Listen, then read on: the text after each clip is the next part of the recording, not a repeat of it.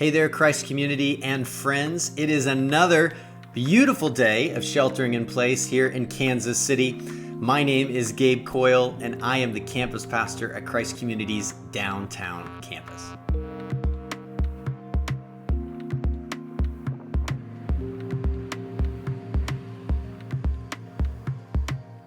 Well, behind the scenes, we as a staff at the downtown campus have been working tirelessly, seeking to come alongside of you, to listen to you, and think about ways that we can better care for our downtown community. And in the midst of this, there is a new development brewing. We as a staff this last week gathered together to begin planning for our very own downtown campus worship service streaming. So currently we have had one service being streamed for all 5 campuses, but starting, we hope, on Sunday, May 24th, we will begin to have our very own downtown campus live stream going on at our specific campus here in downtown Kansas City. And so we're really excited. We've had some amazing folks step up to volunteer. There are more details coming, but I want you to go ahead and mark your calendar for Sunday, May 24th, as we hope to have our very own downtown campus service streamed for us as we seek to continue to connect for and with one another for the common good of downtown and broader Kansas City. So be on the lookout for that. Also, I want to let you know, I know some of you have just been biting your nails, curious how it's going. Yes, I have finished my own workbench. I have been working at it now over this COVID-19 sheltering in place as a way to stay mentally healthy, just giving myself a project to do with some of my energy. And yes, it's done. And I want to give you my own little special tour. I hope you enjoy. This is what I made. Look at this. Look at this. Look at this. Because look at that! Oh, look at those! Look at these! And these! And then that. Charge this. Listening to this. Hang that. Move this. Store that. Cut this.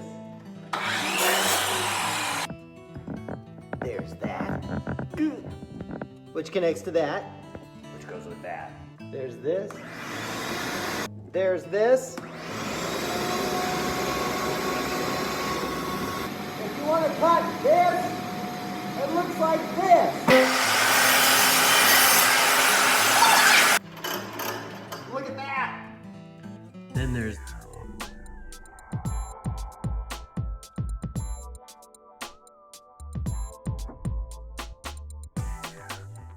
here's this.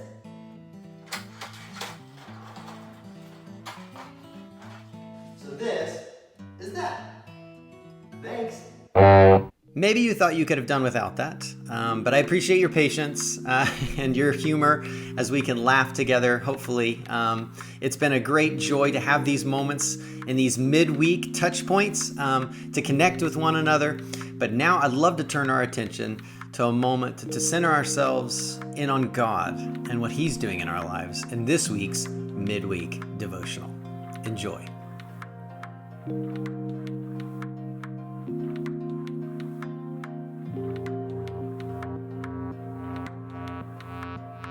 Today we're going to talk about a dark emotion, anger.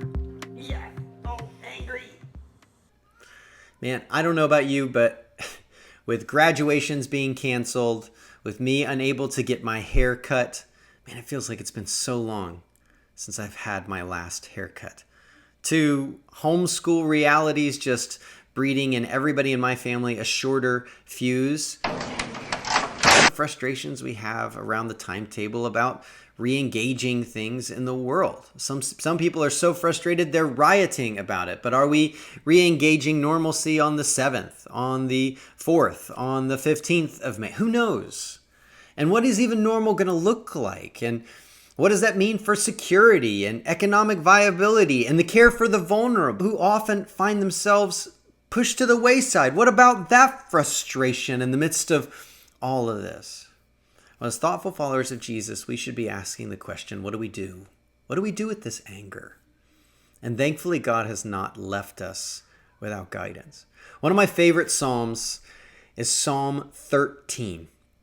It's one of the shorter ones out of the whole Psalter, but it also packs some powerful, powerful truth and some amazing soul care as to what we do with our anger. So let's take a look together. Psalm 13. To the choir master, a psalm of David. How long, O Lord, will you forget me forever? How long will you hide your face from me? How long must I take counsel in my soul and have sorrow in my heart all the day? How long shall my enemy be exalted over me? Consider and answer me, O Lord my God. Lift up my eyes, lest I sleep the sleep of death, lest my enemy say, I have prevailed over him. Lest my foes rejoice because I am shaken.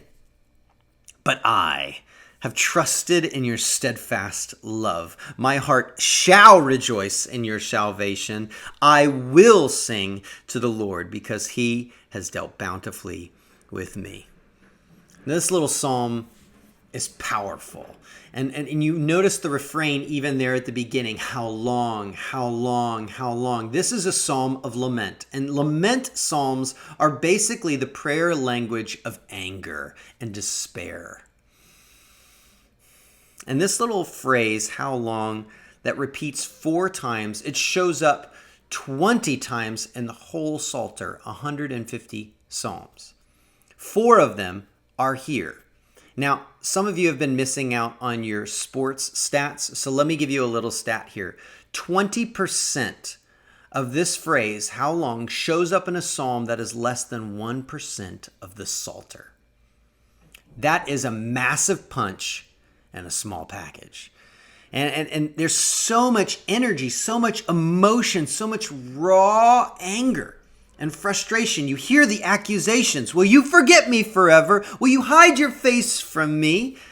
How long have I do this on my own? I mean, you hear the desperation, the frustration, the accusation, and the anger in David's voice. And he just can't endure this any longer.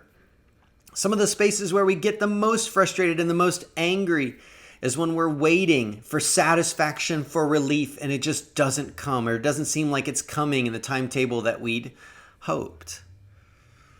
And I want to be clear here. It's not as if the psalmist, if David, is necessarily looking for an answer. I mean, what if you get an answer you don't like, but it's the true answer? It's like, how long do I have to wait for this? Well, another 20 years. That's not satisfying. That's almost more embittering. Instead, he's laying his heart, his anger before God in a raw vulnerability that's absolutely comforting, that God so ordains and empowers his people and encourages people to bring that anger to him.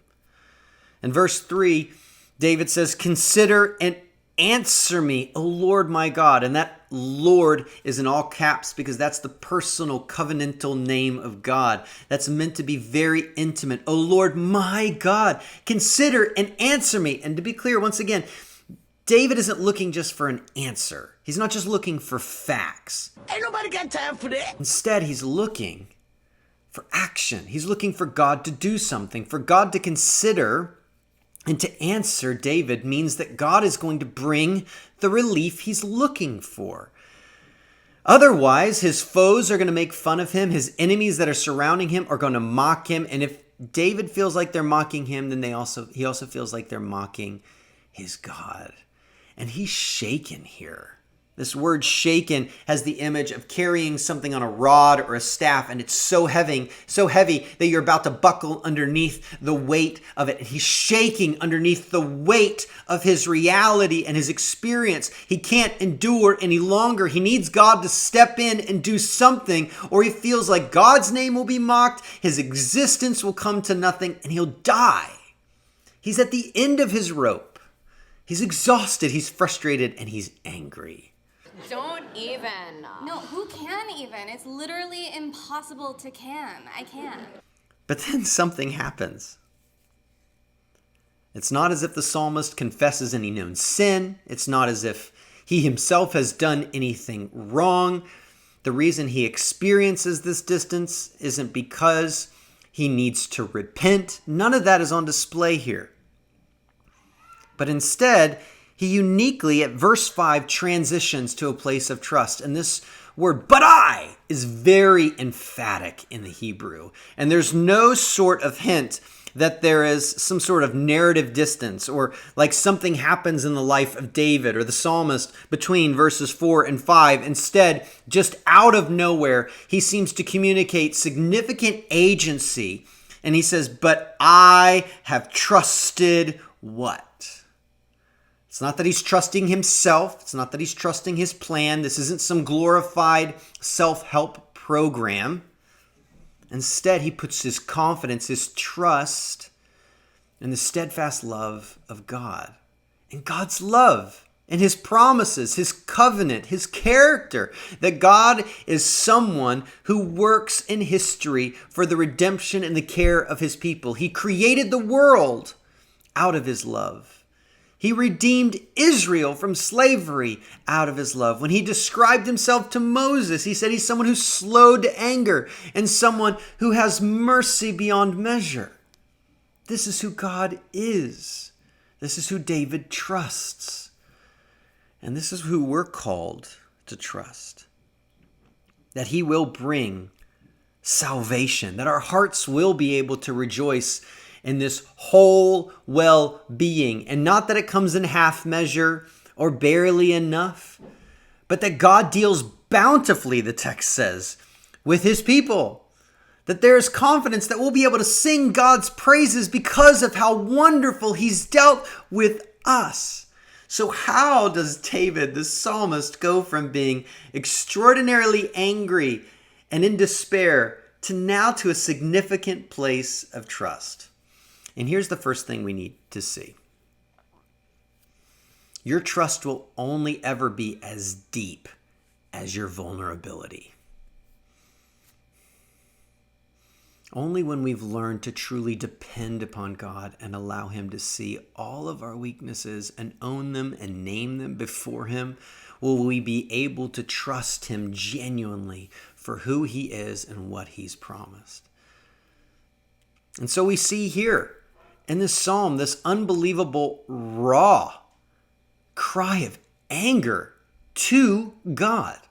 Now, in the Middle East, the Psalms are some of the most raw and intense poetry we have when you compare it to other Middle Eastern texts of this time period.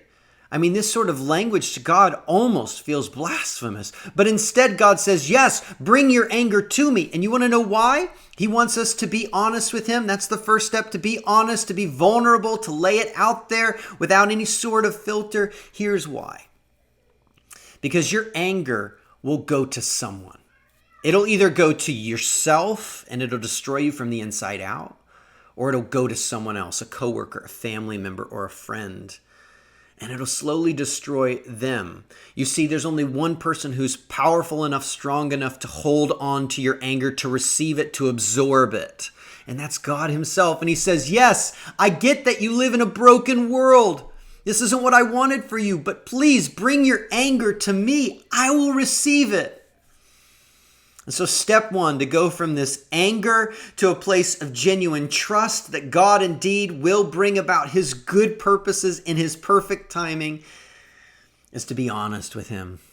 For your trust will only ever be as deep as your vulnerability in your prayer. And then secondly, we need to remember that before there was a but I, there is always a but God.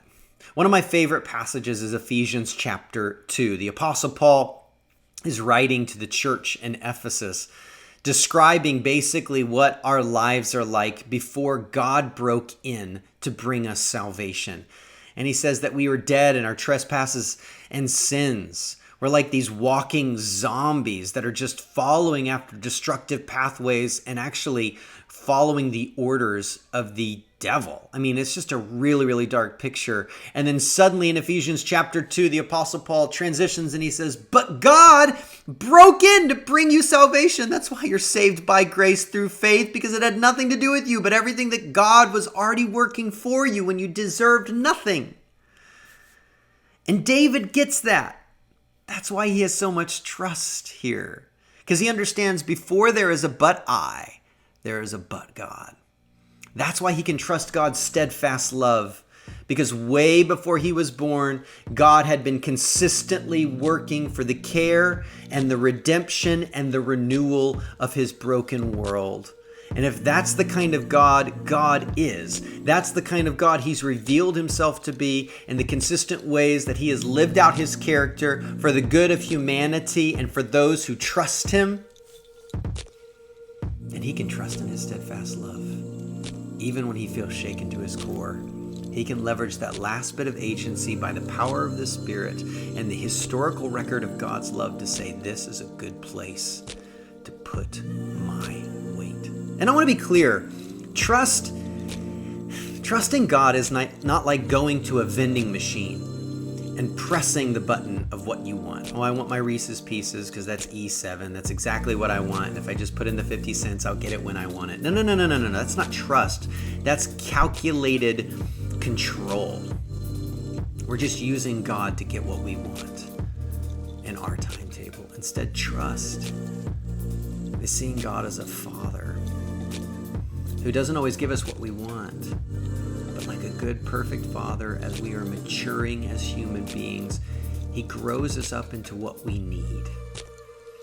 And he'll never abandon us. He'll never completely ignore us, but instead he grows us and matures us that we might love others and care for his good world.